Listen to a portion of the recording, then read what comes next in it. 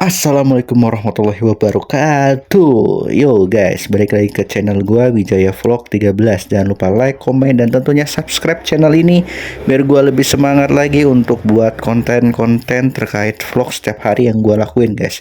Oke, ini kita lagi kunjungan di kolam Kang Asep, di mana ya di depan kita ini adalah budidaya ikan nila dengan tebaran kurang lebih 30.000 ekor di satu kolam, dan ini kondisi ikan sehat ya guys, dan usia ikan ini sudah mau masuk di usia 5 bulan guys, dan ini belum panen karena sedang menunggu harga guys. Kebetulan untuk harga kita cukup mengalami kenaikannya cukup bagus lah guys, in progressnya guys.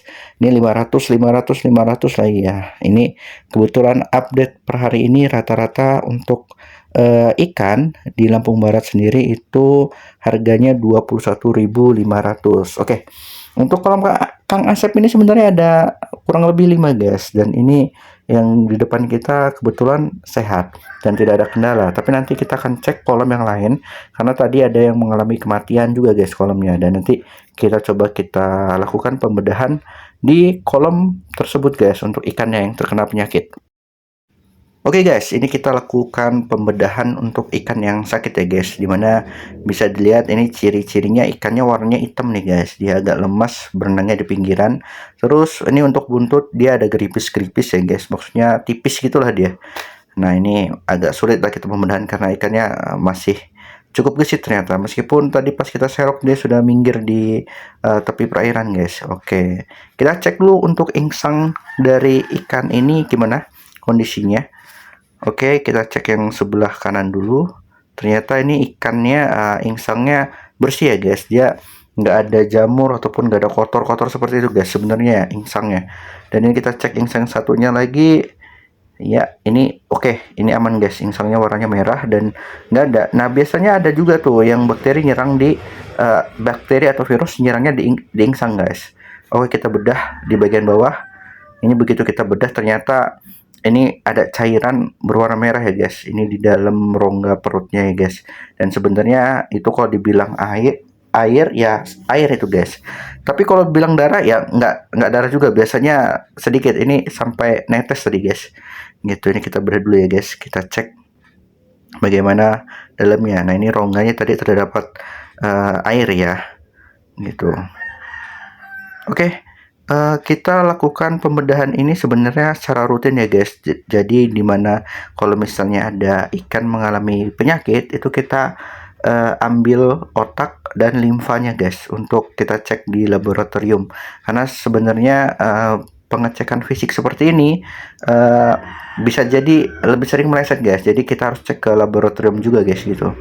Biar update untuk kondisi ikan di Lampung Barat guys. Nah ini kita sudah bedah di dalam perutnya, ini banyak cairan guys, dan untuk usus ini kosong, sudah tidak makan ini ikannya guys. Nah ini ususnya ya, ini benar-benar kosong dan isi ususnya ini full cairan semua ini guys. Nah kita coba potong ya.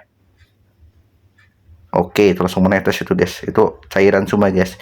Ini sebenarnya ada indikasi terkena dari iridovirus guys secara fisik ya guys, tapi ini kita harus pastikan di laboratorium dulu guys. Gimana guys sebenarnya ya untuk iridovirus sendiri, sebenarnya ciri-cirinya ini ikannya berwarna kehitaman guys.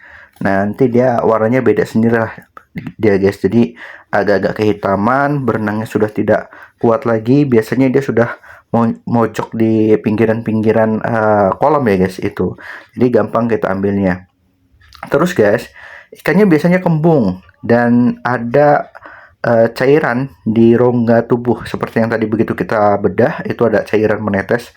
Nah, itu ada di situ juga, dan di ususnya juga ada cairannya juga guys. Ini biasanya secara fisik iridovirus guys gitu. Dan kalau virus sendiri ini sebenarnya musuhnya adalah vaksinasi ya guys. Tapi untuk di ikan ini kan kita memang nggak ada vaksinasi. Jadi kita memang mungkin pengobatannya menggunakan aplikasi dari vitamin C gitu. Sama aja kayak kita pas kena COVID-19 kemarin guys. Jadi kita lebih fokus untuk menjaga daya tahan tubuh ikan. Tetap kita menggunakan pengobatan. Pengobatannya itu menggunakan bahan aktif seperti oksitetrasiklin dan Dan enrofloxacin guys, itu adalah bahan aktif yang biasanya digunakan untuk pengobatan ikan ya guys. Biasanya meskipun ikan terkena bakteri ataupun virus, ya kita pakai dua jenis obat itu. Tapi guys, kalau untuk terkena virus seperti iridovirus ini, biasanya ikannya sulit sembuh guys. Dia pasti ada kematian ya.